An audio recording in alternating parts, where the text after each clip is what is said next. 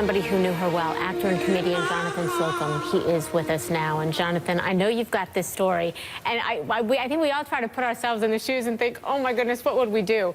As I understand it, you know, comedian, actor, got a call from her personally. When you picked up the phone, did you know it was Aretha? So here's the thing. So shout out to Sonona Clayton and the Trumpet Awards in Atlanta. Aretha was being honored that year. And I do what I call audience hosting, not warm-up, but audience hosting.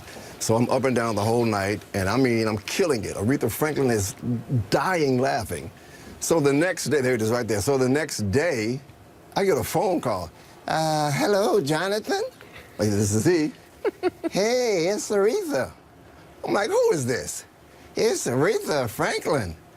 You are awesome last night. You want to go on the road?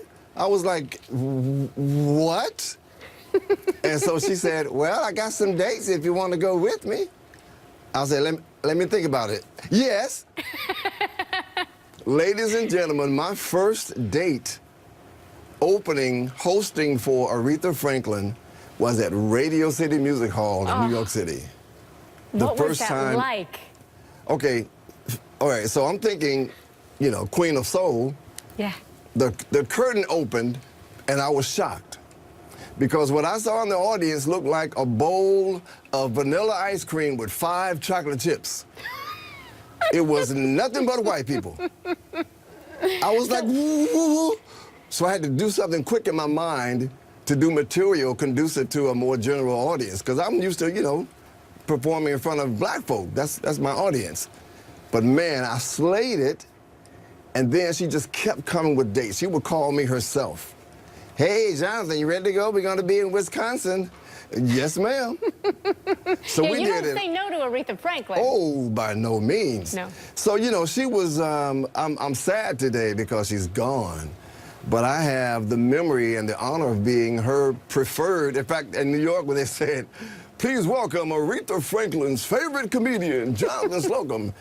And I didn't expect that, you know, so I had several days. In fact, her last one here in L.A. was in 2014, I think, or 2016, at the Microsoft Theater, and we performed there as well. Tell us something about her that maybe we don't know, since you knew her so well. She is a closet stand-up comedian. Really? I'm telling you. Do you think that's why you connected so well? Well, we connected because she told me that when she saw me performing. She said I reminded her of a combination of Sammy Davis Jr. and Bill Cosby, which is a great compliment. Yeah, yeah. And she said that she liked my presence. I dress, you know, I'm old school, so I wear suits and ties. And she said, above all of that, she said, I thought you were hilarious. So every concert, ladies and gentlemen, she would take a second to tell a joke. Like, so how has your time with her and all of that whole experience, how has it shaped you to be who you are, do you think? What kind of impact did she have on people in that way? Well, here's the thing, personally, I have decided that I'm going to stay in my lane. You know, I'm not a millennial, and that's not my audience. But I do know that there's a definite audience for grown folk who enjoy grown folk entertainment, meaning that, see, Aretha never sang to tracks. She had a full-scale orchestra. She came out in full gowns. She gave the people a show. And there are people out there who can appreciate an artist putting forth the effort to give them their money's worth. I'm not going to go out on stage with a T-shirt and jeans on. You know, to all those that do it, that's good for them. But I'm going to stay right here. I wear suits and ties anytime on the stage. I give them a full show.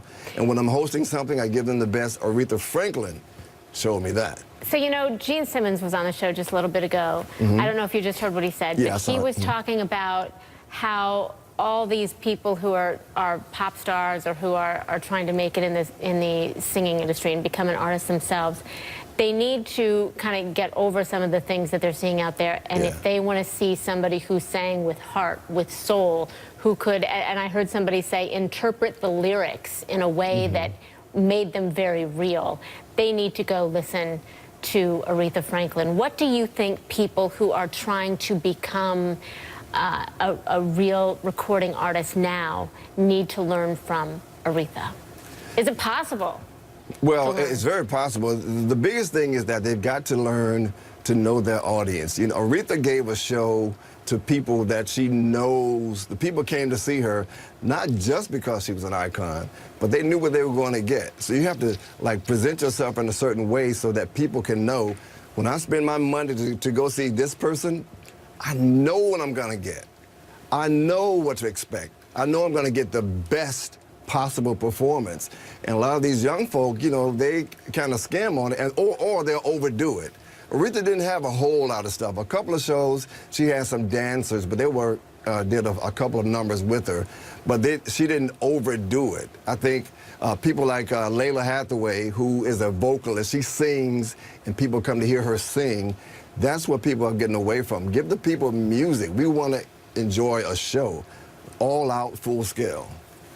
So, but simplicity is the answer. Yeah, exactly. Yeah, all right. Jonathan Slocumb, we are so grateful that you took the time to share these memories with us. Thank you so much. It's my pleasure. Hey, can I give a shout out? Of course you can. Happy birthday also, who turned 60 today, the great Angela Bassett. Happy birthday, sis. Oh, Angela Bassett, happy birthday to you as well. One of our favorites for sure. It has been such a pleasure, sir. Thank you so much. Thanks for having me. Absolutely.